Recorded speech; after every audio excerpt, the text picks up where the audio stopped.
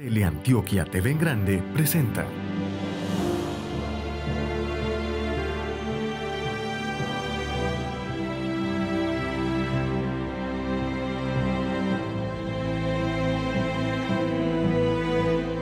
Transmisión especial Córdoba, el militar.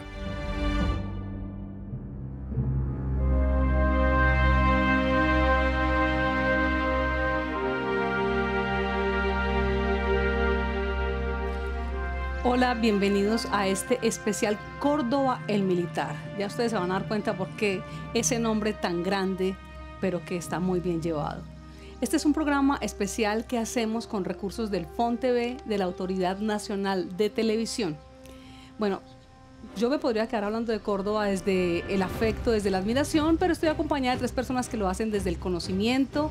Casi que puedo decir que parte de sus vidas han estado dedicadas a investigar sobre José María Córdoba, el más grande militar nacido en estas tierras antioqueñas. Empiezo por saludar a don Humberto Barrera.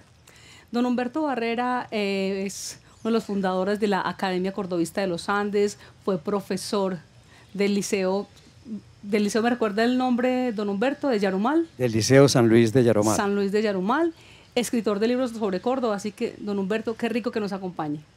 Muchas gracias, Dora, por la bienvenida y de verdad para mí es un verdadero placer estar aquí con ustedes. Don Jaime Arismendi, uno de sus grandes orgullos es que nació también en Concepción, o sea, es paisano de José María Córdoba, en el marco de la plaza, es presidente de la Asociación Cordobista, de la Academia Cordobista, Fundación Cordobista de los Andes, y exdirector de Cultura, y además también escritor de libros sobre Córdoba. Sí, soy exdirector de Cultura del departamento, biógrafo de Córdoba, y sí he consagrado buenos años a la investigación cordobista. Me parece que todo colombiano debe hacerlo. Y está con nosotros Ahmed Restrepo, que es teniente coronel de la Reserva del Ejército, también escritor de libros de Córdoba, es miembro de la Academia Militar de Colombia y de la Academia Antioqueña de Historia. Ellos todos acá están muy preparados con Córdoba. Bienvenido y muchas gracias por acompañarnos. Dora, muchas gracias. Un saludo fraternal a todos los colombianos en este momento que es el máximo para la democracia nacional con nuestro héroe continental José María Córdoba. Además estamos a un año escaso de conmemorar los 200 años de la batalla de Chorros Blancos, de la cual vamos a hablar más adelante, porque hablar de José María Córdoba y no hablar de Chorros Blancos pues es imposible, son un binomio indisoluble. Y pusimos el nombre de Córdoba el Militar porque consideramos que es uno de los militares más grandes o el militar más grande en la historia de Colombia, pero ya quiero que ustedes me digan qué opinan ustedes de ese nombre. ¿Quién quiere empezar, don Humberto? Yo creo que le toca la palabra al quien está representando acá al ejército, Ahmed. Como oficial de la Reserva del Ejército, uno tiene una gran admiración por el general Córdoba. Indiscutiblemente que Bolívar es lo más grande en América.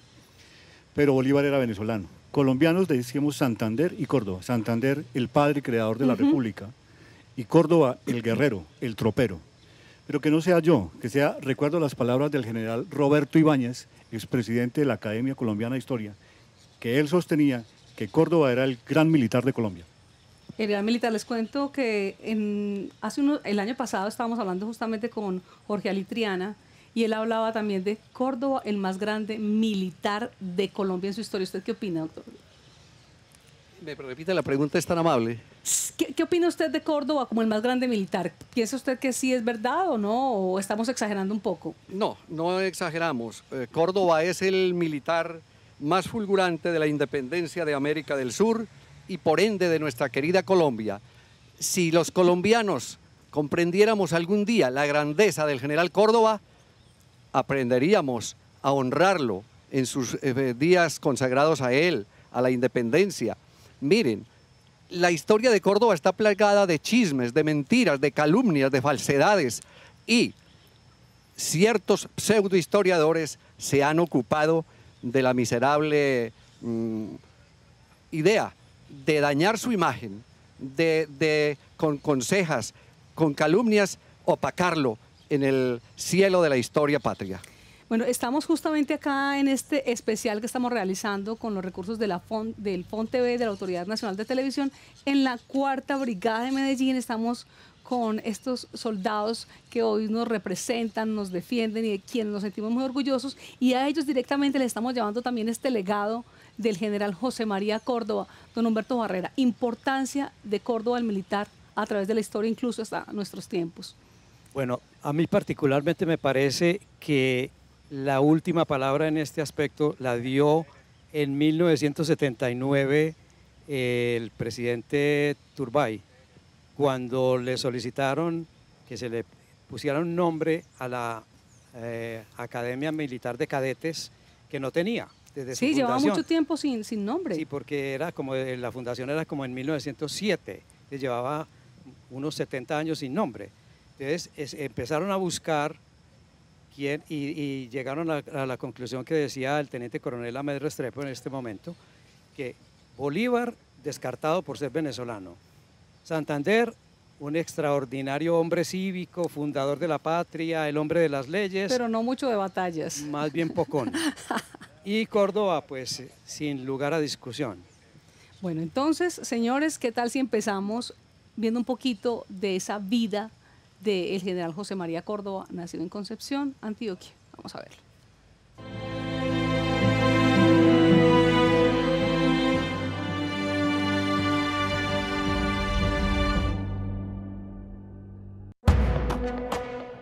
José María Córdoba nació el 8 de septiembre de 1799 en Concepción, que en la época era jurisdicción de Santiago de Arma de Río Negro, Antioquia. Sus padres fueron Pascuala Muñoz Castrillón y Crisanto de Córdoba y Mesa, un pequeño comerciante activo en el oriente antioqueño que apoyó las tempranas acciones en pro de la independencia. Aunque el joven Córdoba no tuvo mucha educación, desde temprana edad se interesó por la causa revolucionaria gracias al curso militar del Cuerpo de Ingenieros de la República de Antioquia, organizado en 1814 por el sabio Francisco José de Caldas en Medellín. Se enlistó en el ejército y bajo el mando del coronel francés Emmanuel Roche-Servier, el que fuera su primer maestro en asuntos militares, Córdoba con el grado de subteniente marchó a Tunja a combatir en contra de los españoles. Y siendo todavía muy joven, Córdoba ya era general en el ejército de Simón Bolívar. Es conocido como el héroe de Ayacucho por su desempeño en esa batalla decisiva para la independencia, convirtiéndose en el general antioqueño más importante de este periodo. En 1829, Córdoba, después de escribirle una carta a Bolívar en la que le decía que no estaba dispuesto a traicionar sus juramentos ni a faltar a su deber, se alzó en armas contra él, hecho que un mes más tarde le costaría la vida. Este prócer de la patria murió el 17 de octubre de 1829 en el municipio de El Santuario, Antioquia.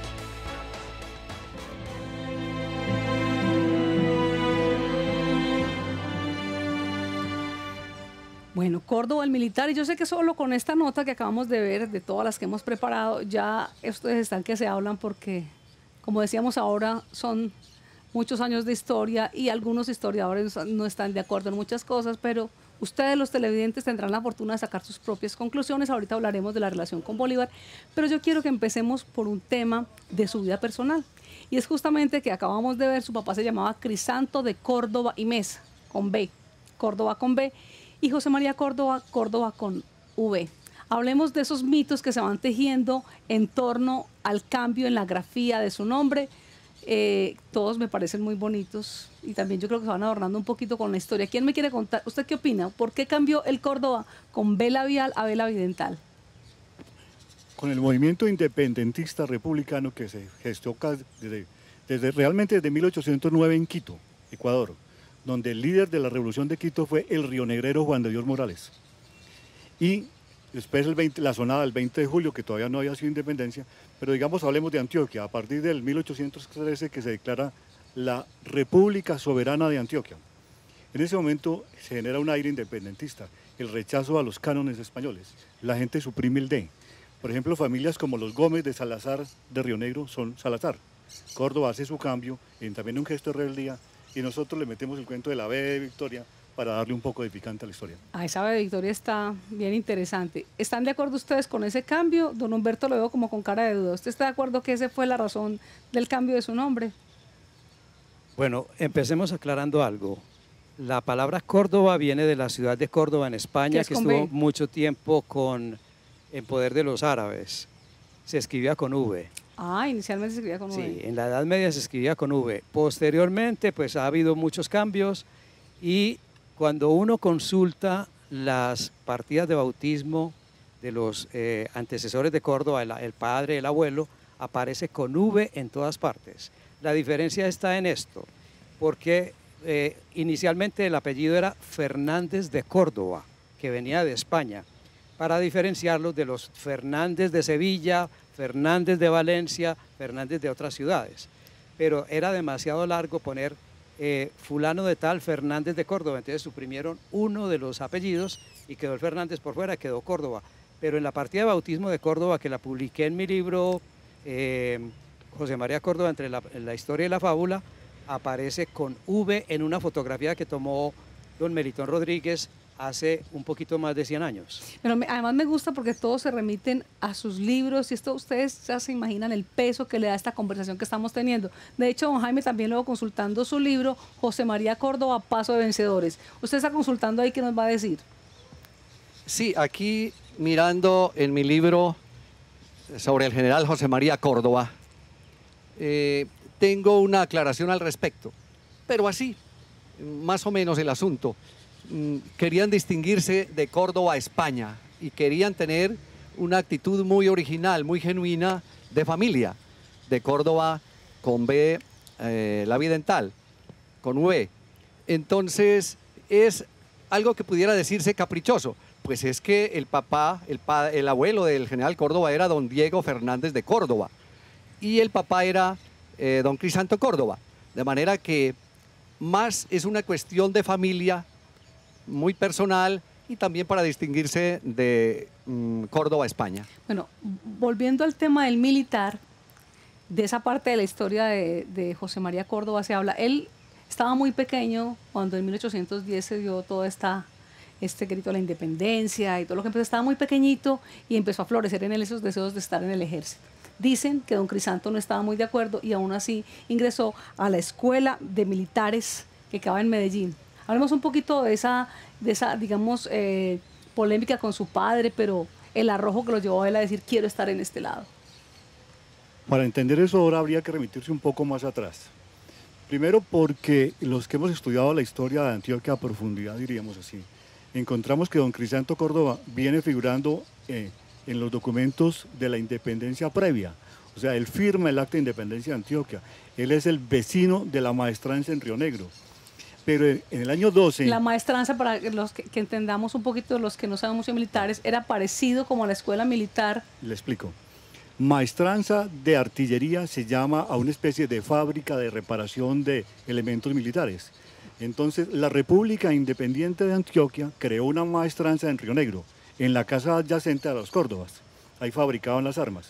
E inicialmente el curso de ingenieros se pensó en que se iba a desarrollar ahí, donde meses antes, desde diciembre, se había generado la primera escuela de oficiales de infantería de Colombia. Bueno, para poder avanzar un poquito, entonces digamos, ese desacuerdo con su padre por ingresar. Pero es que realmente había un antecedente que es muy poco conocido, que es que en el año 12 don Crisanto se llevó a José María a llevar un dinero que mandaba Antioquia a Cartagena. O sea, él sin quererlo fue el que lo estuvo Claro, llevando. y a ellos los asaltaron los amarios en el Magdalena, o sea, él ya tenía metido. Pero fuera de eso, con esos vecinos tan importantes que él tenía, a él le gustó la vida militar. Ahora, es tan arrojado que se va en contra del papá. El Muy papá bien. no le dio la autoridad y se fue. Esto está muy bueno, esta conversación está maravillosa y sobre todo ustedes, los afortunados televidentes que pueden ser testigos de esta conversación. Vamos a un pequeño corte y ya regresamos.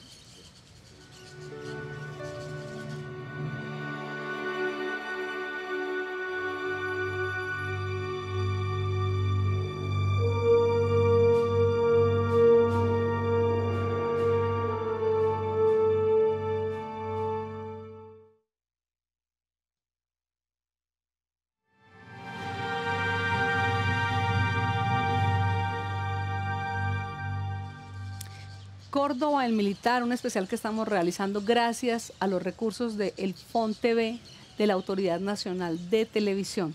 Les decíamos hace un ratico por qué era Córdoba, el militar, así en mayúscula. Córdoba el militar, dando la importancia, nadie niega la importancia de Simón Bolívar, pero Simón Bolívar obviamente es venezolano y Santander, que es nuestro otro gran general, pues es colombiano, pero no estaba tanto en las batallas, así que Córdoba el militar. Y quiero que veamos en este momento, los invito a ustedes y a los televidentes a que veamos justamente una nota de algunas de las batallas en las que participó José María Córdoba.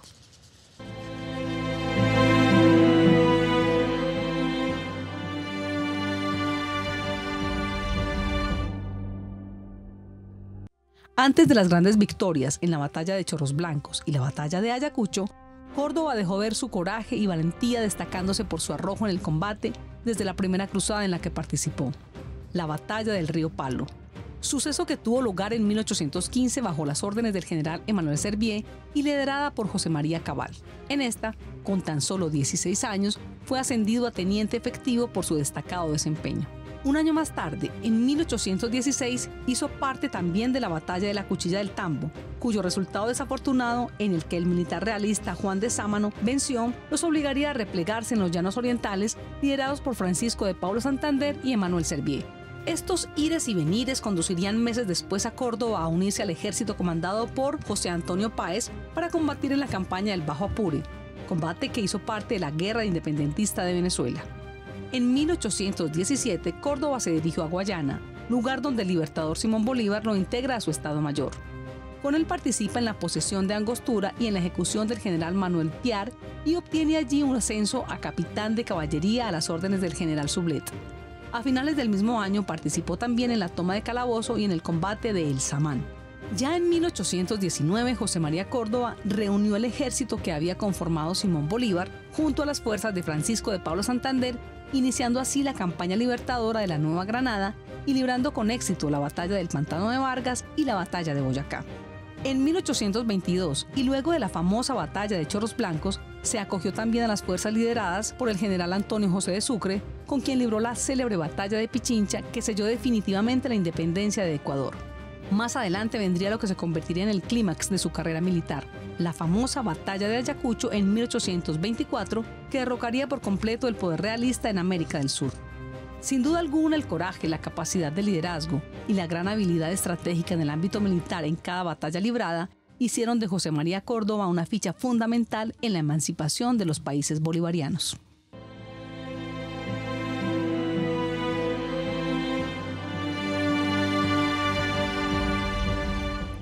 A mí me gusta mucho que ustedes estén viendo las notas, pero también me gustaría que ustedes vieran las caras de nuestros invitados cuando van pasando las notas, porque cada uno tiene muchísimas cosas que decir y sus caras los delatan. Por ejemplo, con la batalla que para muchos fue el primer combate, que es el combate del Palo, la batalla del Palo. Unos dicen que fue la primera batalla de Córdoba, otros que no. Así que, señores, ¿usted qué dice? Para mí no es el Palo. ¿Por qué no? Fue tradicionalmente el Palo para los historiadores, pero recientemente apareció un documento, bueno, no había aparecido, existía, del señor presidente José Hilario López, que fue combatiente en ese momento. Y él narra en su documento, no es un invento nuestro, en su documento, cómo vio llegar el auxilio del batallón de Antioquia, donde iba Córdoba. Por lo tanto, para nosotros, hoy con el nuevo documento, el primer combate de Córdoba es el combate del río Ovejas. ¿En dónde?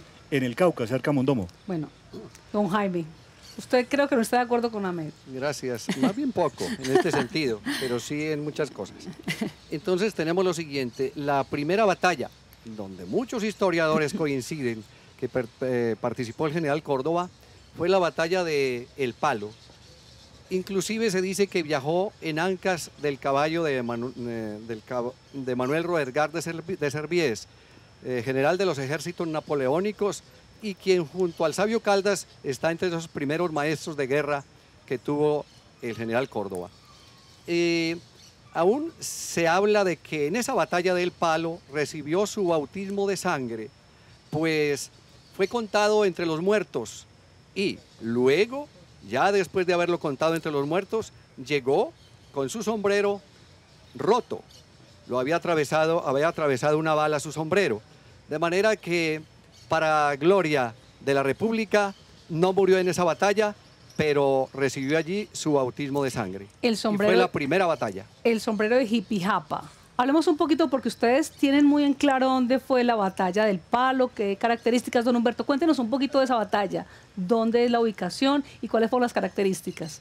Bueno, es muy curioso que la mayoría de las batallas llevan el nombre de un río. Entonces, la batalla de Boyacá parece ser la excepción porque debería ser la batalla de Teatinos, que así es como se llama El río. el riecito. Pero la batalla es del río Palo, la batalla de Chorros Blancos, perdón, el combate de Chorros Blancos es por la quebrada que corre ahí cerca, la de la puerta que hablábamos ahorita fuera de cámaras, se refiere también a un río que hay en Venezuela que se llama el río Semen. Entonces, es muy especial la cuestión. ¿Y ese Palo dónde es? ¿Dónde está ubicado? En el departamento actual del Cauca. Sí. Muy bien. Entonces ahí vamos viendo situaciones. Ahora que se está hablando de esas grandes batallas que digamos la mayoría de los colombianos conocen o creen conocer con cierta propiedad, que son justamente la del Pantano de Vargas, la del Puente de Boyacá. Hablemos cuál fue la participación que tuvo Córdoba en estas batallas de las que creemos conocer o de las que más hablamos con propiedad. Creía hasta hace poquitos días que estuvimos sentados trabajando con la gente del ejército, con el Centro de Investigaciones Históricas del Ejército, nuestro amigo arqueólogo que exploraba allá, Luis Daniel Borrero, que era la batalla del Puente de Boyacá. No, el Puente de Boyacá fue un contacto, pero se llama la batalla del Campo de Boyacá, porque el grueso del combate se dio en Casa de Teja. Es más, hay una información que está trabajando el Ejército y queremos confirmarla, es que la vanguardia que se chocó con Barreiro eran los lanceros que iban mandados por Córdoba. Señores, participación de Córdoba en estas dos batallas decisivas, ¿ustedes qué piensan? ¿Cómo fue? Bueno, yo considero lo siguiente, Córdoba tuvo un papel protagónico en estas batallas, en la de Pantano de Vargas, pero muy especialmente en la de Boyacá. Está entre los vencedores del Pantano de Vargas y además está entre los vencedores de Boyacá. Respecto de Boyacá, fue tal su arrojo que después de la batalla mereció un ascenso en su rango militar por parte del libertador Simón Bolívar. Y además, alcanzó el honor de que el libertador lo eligiera para perseguir al sanguinario Sámano, Juan Sámano, a ese bandido, a ese asesino de las huestes de origen español, de los realistas, y que salpicó de sangre las montañas de Colombia y de América. De manera que Córdoba lo persiguió hasta Honda e hizo posible la toma de Bogotá por parte del Ejército de la Libertad. Y fue justo después de Boyacá cuando el libertador Simón Bolívar confió en Córdoba la libertad de su suelo natal, de Antioquia. ¿Cuál era su suelo natal? Concepción, sí. Y esa cuna tan inmensa de Córdoba que empieza en Concepción y llega hasta Río Negro, pero también lo es Antioquia. Entonces... No, Jaime, ¿qué le parece si ahorita ponemos una nota para que la gente se vaya como enterando un poquito magnífico. De esa participación Gracias. de Córdoba? Porque es que Chorros Blancos merece, y también Antioquia merecen los capítulos aparte, ¿le parece? Ese es el abrebocas de la historia de Córdoba. Muy bien. Lo mejor, o para mí la cerecita del pastel. Magnífico. Don Humberto, hablemos un poquito del páramo de Pisba, tan importante en toda la gesta independentista, y la participación de Córdoba, su relación allí con Bolívar. ¿Cómo fue el páramo de Pisba? Bueno, recordemos que cuando Córdoba y el ejército republicano cruzan el páramo de Pisba, Córdoba era ayudante de Estado Mayor General de retaguardia. Esto significaba Exacto. que él tenía que estar yendo y viniendo con órdenes y estar pendiente de detalles, que falta esto, que se acaban de caer 3 o 4 hombres por un abismo, en fin. Esa gesta a mí me parece que es una de las más impresionantes de la historia de Colombia, aunque pues ahora los historiadores se centran en otros detalles, supongo que igualmente interesantes, pero por ejemplo, estos llaneros que vivían descamisados en los llanos de Venezuela, corriendo detrás del ganado, y de pronto subir por esos farallones, esas montañas descomunales de los Andes, donde reinan nieves perpetuas, donde el frío es brutal, y donde ellos se veían obligados a arrojar la comida que llevaban, que era racacha y carne seca, porque ya no podían con el peso y era más importante cargar las armas. ¿Y cómo estaban vestidos? Porque también es fundamental para atravesar un páramo de nieves perpetuas, como usted me está contando, ¿con qué ropa? Estaban más bien desvestidos, ¿Cierto? pues porque era de pantalón y descalzos. De hecho, pues hay una anécdota de un sacerdote que lamentablemente no recuerdo el nombre, pero era el de Socha. Cuando ellos cruzan el páramo, el padre de Socha encierra a sus habitantes, pues a los feligreses, y les dice, los encierra en la iglesia, y les dice, de aquí no salen hasta que cada uno de ustedes me haya regalado una prenda para los libertadores de la patria.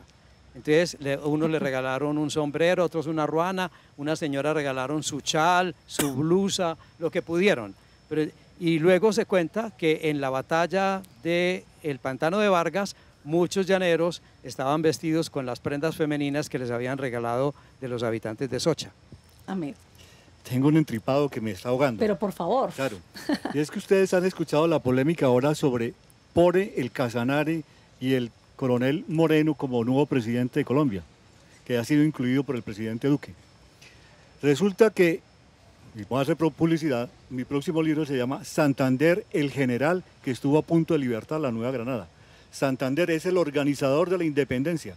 Él en los llanos, en Empore, organizó el ejército, la división colombiana, mientras que Bolívar estaba medio derrotado allá en la Guyana, organizó la división con hombres y todo para lanzar la campaña. Y se metió, Santander, logró entrar hasta el altiplano de Cundinamarca.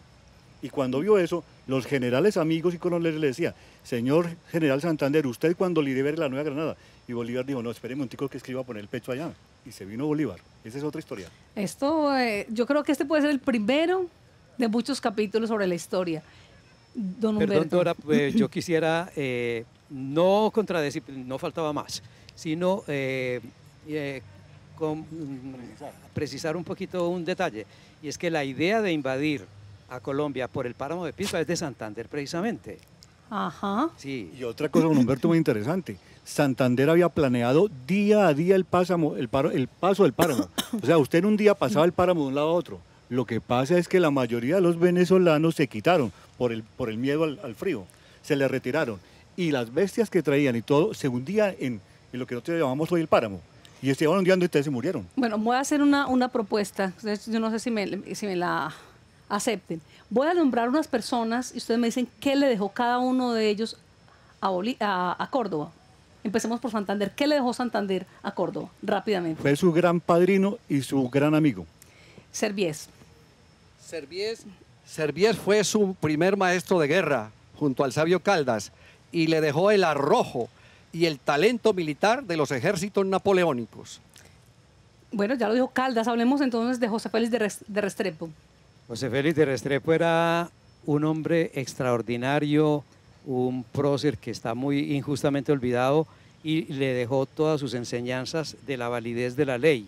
De hecho, ellos se van a encontrar más adelante cuando a Córdoba lo juzguen por el homicidio del sargento de Popayán. Tenemos que hablar de ese tema. Definitivamente. ¿Y qué le dejó Bolívar?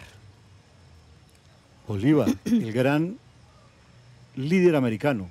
Señores, ¿ustedes se imaginan qué es montar a caballo desde el Orinoco, desde las Guyanas hasta el Alto Bolivia, hasta el Alto Perú? Eso es una tarea de titanes. Pero lo más grave, que era cómo lograr reunir esta cantidad de gente tan disímil y con intereses tan importantes bajo un solo mando. Eso es un genio único. No sé quién se me escapa. Sucre. ¿Quién? Para hablar de eso, ¿qué le aportó Bolívar a Córdoba? Perfecto, Bolívar. Sí, de qué le aportó Bolívar a Córdoba. Inmensamente le aportó su amistad y le aportó el amor a la libertad, a la independencia, a la patria. De manera que el fervor reverencial de Córdoba frente a Bolívar es muy reconocido. Ya lo que ocurrió al final de los días de Córdoba son otros personajes quienes influyeron en ese desenlace funesto. Sucre. Bueno, Sucre, hay que reconocer una cosa. Bolívar decía, si la providencia me hubiera permitido elegir en la vida, yo hubiera elegido como padre a don José María Mosquera y como hijo a Antonio José de Sucre, que era su paisano venezolano. Sucre, hay que decir una cosa muy bonita, era un hombre íntegro, inteligente, decente a morir, y dicen que en toda su vida solamente dijo una mala palabra. Fue cuando lo mataron en Berruecos, y me voy a permitir decir la palabra. Pero por favor. Sí, dijo, me mataron, carajo. Dios mío, lo que hablamos ahora antes del programa. detrás de cámaras. Vamos a ver una nota. Yo quiero que veamos un poquito cómo estaba organizado Antioquia, porque lo que hacemos ahora no es lo que estamos viendo ahora, no es lo que conocemos, ni desde el punto de vista de división, de límites, ni organización política y administrativa. Así que vamos a ver esta nota.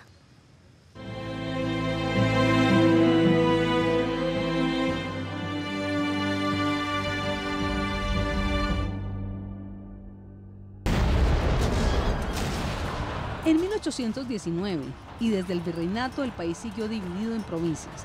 Después del 7 de agosto, con el triunfo de la batalla de Boyacá, Simón Bolívar, para garantizar la independencia, consideró fundamental crear un gobierno centralizado capaz de coordinar las acciones necesarias para resguardar las fronteras de las fuerzas realistas. Su estrategia fulminante se centró en nombrar como líder de cada provincia a un gobernador militar, quien estaría al frente de los asuntos más importantes como el mando de armas, la alta policía y todas las funciones gubernativas. A su vez, este elegiría un gobernador político o civil que se encargaría de los asuntos judiciales y de baja policía. Para la provincia de Antioquia, Bolívar nombró como gobernador militar al joven José María Córdoba, quien en obediencia al decreto firmado el 17 de agosto del mismo año, nombró como gobernador civil de esta provincia al abogado José Manuel Restrepo. Sin embargo, José María Córdoba solo estuvo en el cargo 9 meses, desde el 13 de agosto de 1819 hasta el 10 de mayo de 1820, cuando partió para la costa en la campaña de recuperación de Cartagena de Indias a manos de los españoles.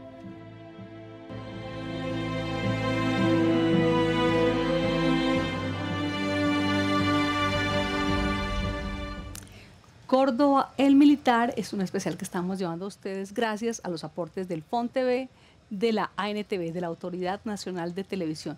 Veamos hoy un poco la división, la organización de Antioquia, porque para nosotros en este momento, sobre todo para los más jóvenes, es muy difícil entender aquello de un gobernador militar, un gobernador que se dedicaba más a otros asuntos administrativos. Hablemos un poquito de Córdoba como gobernador de Antioquia, que además ha sido el gobernador más joven que ha tenido Antioquia. ¿Quién levanta la mano? Todos. Empecemos por lo militar.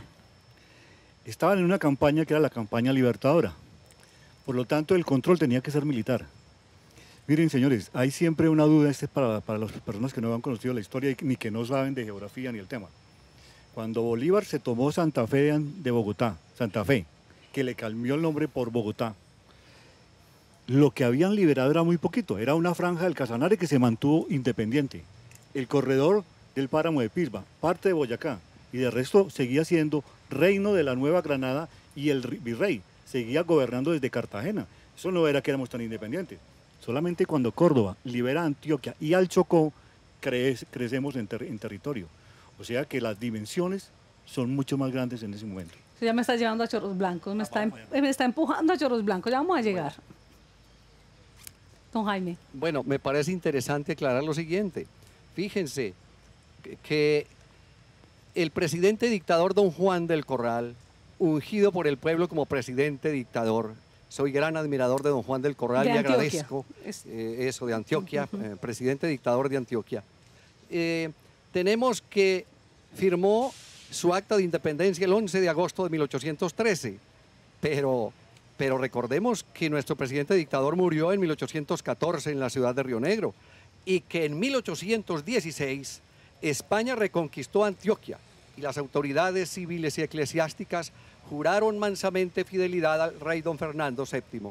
Y entonces pregunto, ¿en qué quedaron las mieles de esa acta de independencia de don Juan del Corral? La respuesta es en nada. ¿Qué ocurrió entonces? Solo el 12 de febrero de 1820, en la gloriosa batalla de Chorros Blancos, Córdoba nos dio libertad. La verdadera acta de independencia de Antioquia la firmó Córdoba con su espada sobre el glorioso campo de Chorros Blancos el 12 de febrero de 1820. Ustedes me están llevando, pero es que como lo mejor se deja para lo último, ahí tengo todavía lo de la batalla de Chorros Blancos. Don Humberto, hablemos, don Jaime acaba de decir lo que pasó en Antioquia, pero en general en Colombia, hablemos de ese periodo tan tristemente llamado Patria Boba, tristemente pero muy ganado. ¿Por qué se hace periodo de la Patria Boba que a veces olvidamos y hablamos de 1810 y no lo que pasó después? Bueno, la Patria Boba así la designó don Antonio Nariño, por algo sería. Y es muy interesante el hecho de que se enfrentaron federalistas y centralistas. Es decir, en vez de aprovechar el momento de efervescencia y calor de que hablaba el famoso tribuno del pueblo, entonces el pueblo, la nación empezó a luchar de una forma civil, hermanos contra hermanos, en vez de prepararse para lo que se vendría en 1815, como lo dijo el compañero Jaime Arizmendi.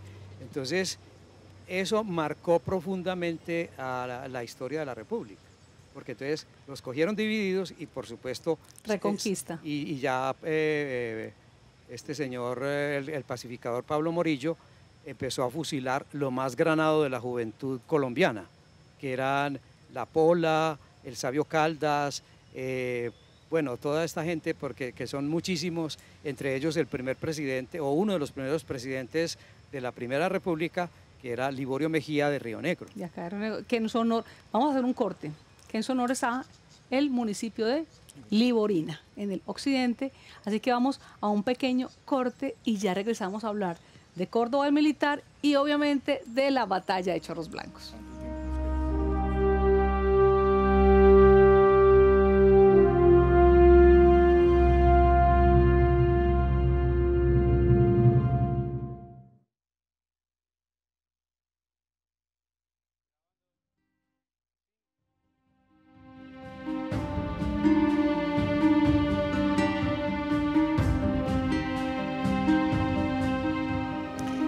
Estamos en las instalaciones de la Cuarta Brigada del Ejército acá en la ciudad de Medellín y nos acompaña un público muy bello a quien le damos un reconocimiento, que son nuestros soldados de la patria que están acá en la Cuarta Brigada. ¿Por qué este escenario? Porque estamos hablando de José María Córdoba, de Córdoba el militar. Y ustedes se han dado cuenta que a lo largo de esta conversación todos estamos yendo hacia Chorros Blancos. La batalla o el combate, como ustedes lo quieran llamar, que se dio el 12 de febrero de 1820. Así que, señores, ¿les parece si vamos ya con la nota para que entremos a hablar en materia? Vamos entonces con esta nota que preparó nuestra compañera Gloria Lainez.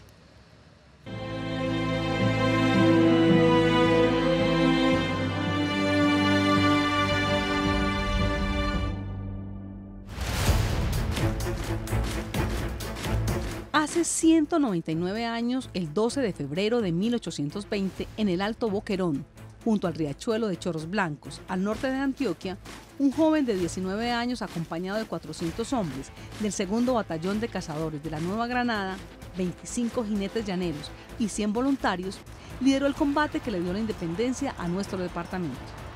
El general José María Córdoba lideró este enfrentamiento, que también fue sumamente importante para Colombia, pues impidió que el virrey Sámano abriera un corredor estratégico entre Cartagena y las riquezas del Perú para financiar una nueva reconquista española y una pacificación brutal y sangrienta, lo que hubiera retrasado considerablemente el proceso de independencia. El último combate en las espesas montañas, en el que a manos de Córdoba fue abatido el último español en Antioquia, quien fuera además uno de los mayores depredadores de los independentistas, el coronel Guarleta. En este combate también se ratificaron los logros obtenidos meses atrás en la batalla de Boyacá, ya que se arrebataron de las manos españolas las sabanas de Corozal, que abastecían de víveres a la costa atlántica, y más tarde pudieron apoderarse de Cartagena de Indias. La victoria en el combate de Chorros Blancos no solo impidió nuevas conquistas a manos de los españoles, sino que aumentó el optimismo de los patriotas, quienes gracias a esta gozarían de las libertades propias de la independencia. Hoy celebramos esta importante fecha con el homenaje al hombre que se llenó de grandeza acariciando la gloria, un héroe que se enfrentó a los ejércitos realistas, un joven militar que logró su sueño de libertad, José María Córdoba.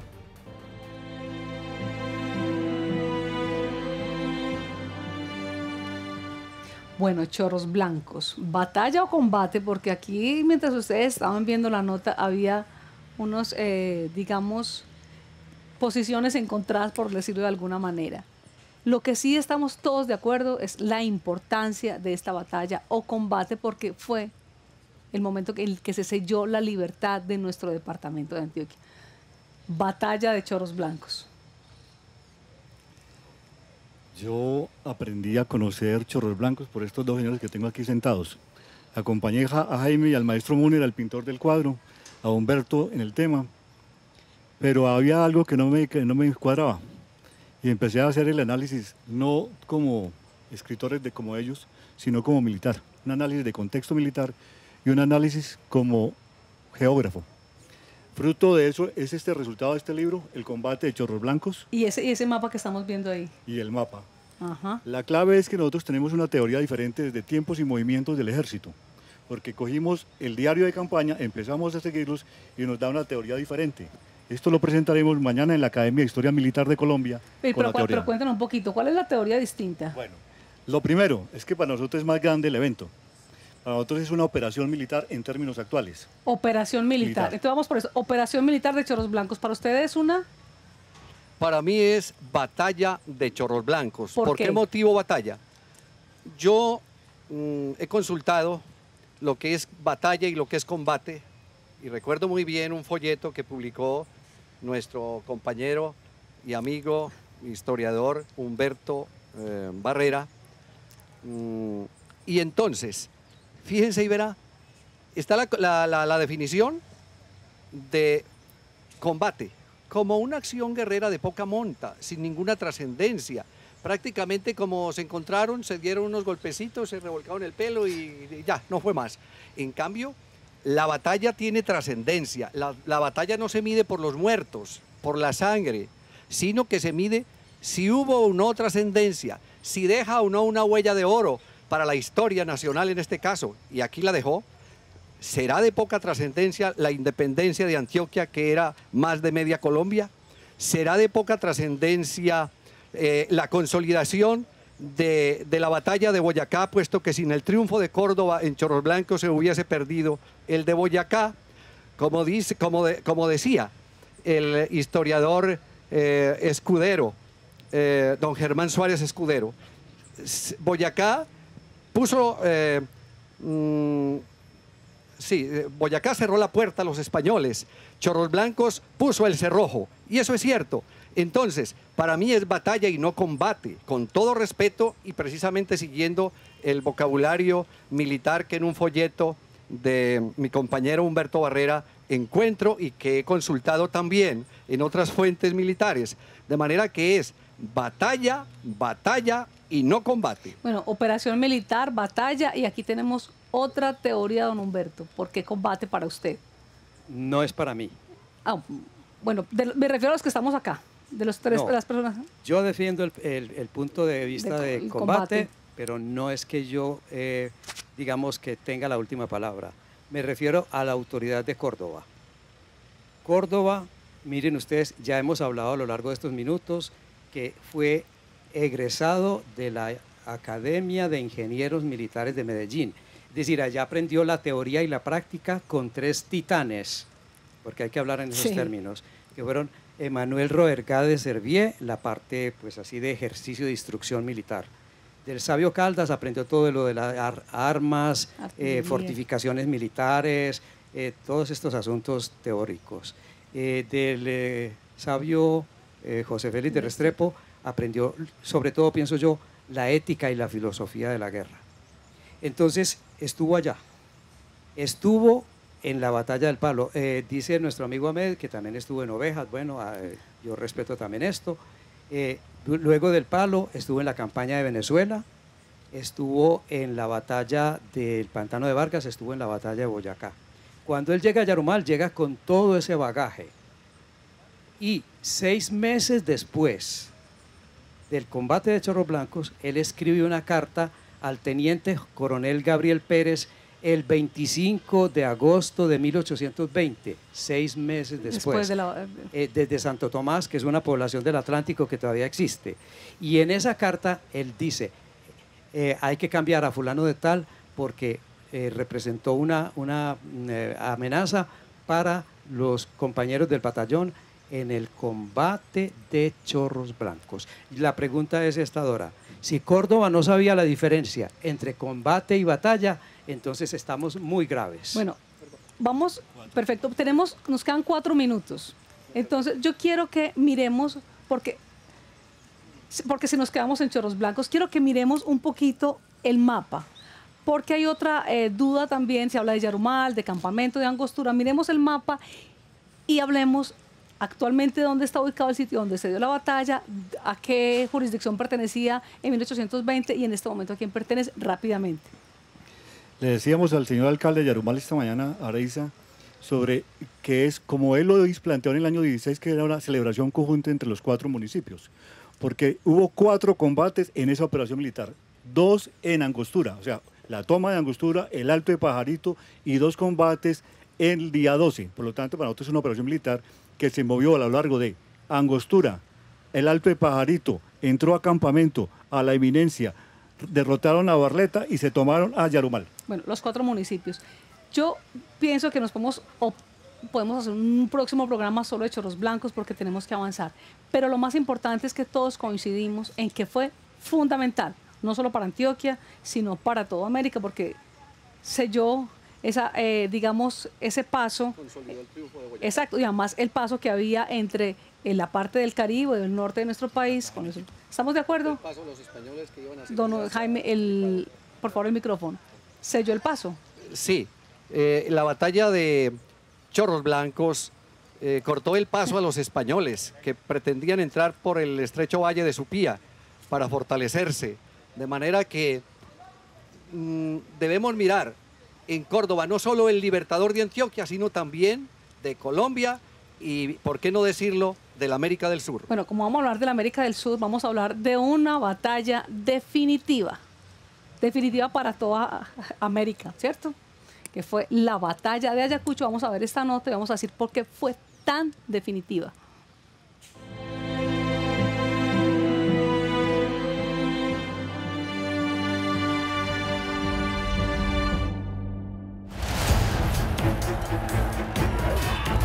Tras la liberación de Colombia en la batalla de Boyacá en 1819 y ratificada en 1820 en el combate de Chorros Blancos liderado por Córdoba, luego de la liberación de Ecuador en la batalla de Pichincha en 1822, y después de haber ganado un sinfín de batallas, los patriotas con un ejército de gran prestigio, pero debilitado, no habían podido concretar la independencia de la República del Perú y del resto de Sudamérica.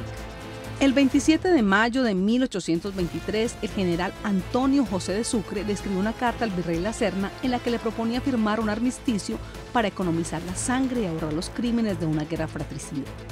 Pero La Serna se negó a firmarlo y meses después, él y sus fuerzas iniciaron otro ataque contra los patriotas. El 9 de diciembre de 1824, en la Pampa de Quinua o Ayacucho, Perú, se desarrolló el último gran enfrentamiento que selló definitivamente el dominio administrativo de los españoles sobre América del Sur, la Batalla de Ayacucho.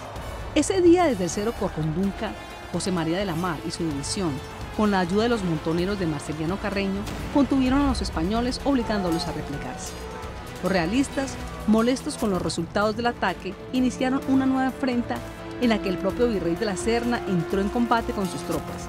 Esta vez el blanco fue José María Córdoba, quien con el arrojo que lo caracterizaba lideró su división en un enfrentamiento tan violento que hasta el virrey cayó herido y pasó a ser prisionero de los patriotas.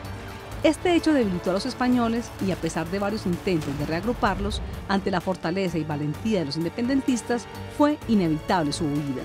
Frente a la inminente derrota en la cabeza de José de Canterac, jefe del Estado Mayor, los realistas firmaron la capitulación de Ayacucho, un tratado con el que Perú se independizó y que además representó el final del dominio español en América del Sur.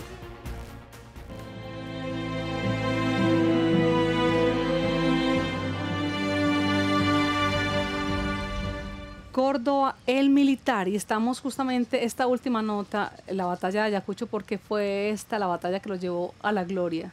El héroe de Ayacucho, significado de esta batalla que sí fue definitiva y de ese nombre que lo dejó para la eternidad. Bolívar comprendió que con la independencia de la Nueva Granada, con la entrega de Cartagena, necesitaba independizar toda América, o si no la perderíamos. Y envió a su mejor hombre, a Sucre, a que dirigiera toda la estrategia, y Sucre se llevó a Córdoba con Bolívar, lo mandaron. Y la carga definitiva que definió el combate de Ayacucho fue la de Córdoba. Y por eso el héroe de Ayacucho. Allá mismo Sucre se quitó las charreteras de general de división y se las puso a Córdoba. Se nos está acabando este especial, don Jaime. El más gran legado de Córdoba. Sabemos que son muchos, pero el gran legado que nos deja Córdoba. El gran legado que nos deja Córdoba es el amor a la patria y a la libertad. Don Humberto, y aquí en Antioquia nació y muy cerquita, en el oriente antioqueño también murió en el santuario. Hablemos un poquito del santuario. Bueno, el santuario es el último combate de Córdoba. Según doña Pilar Moreno de Ángel, él solo participó en 2 combates, el de Chorros Blancos y el de Santuario. Porque es que lo que define un combate es la desigualdad entre las fuerzas. Entonces ahí él fue capaz de dar su vida por la libertad y por la democracia. Señores, solo me queda agradecimiento para ustedes y muchos temas por conversar, porque tendríamos que hablar de José del Carmen, de la ñapanga, de tantas cosas de su relación con Bolívar, de Manuelita. Son tantas cosas de Córdoba que se nos quedan, pero espero que tengamos más vida para volvernos a encontrar.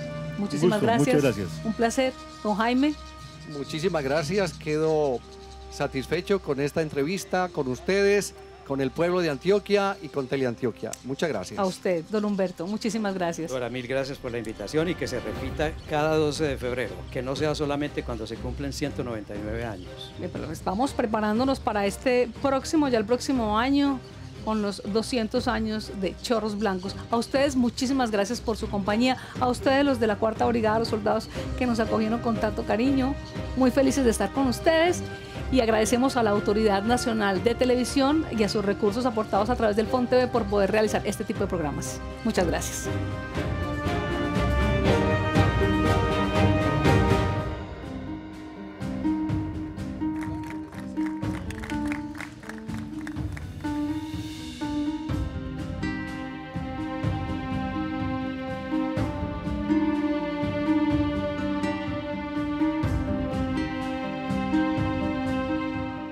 Teleantioquia TV en Grande presentó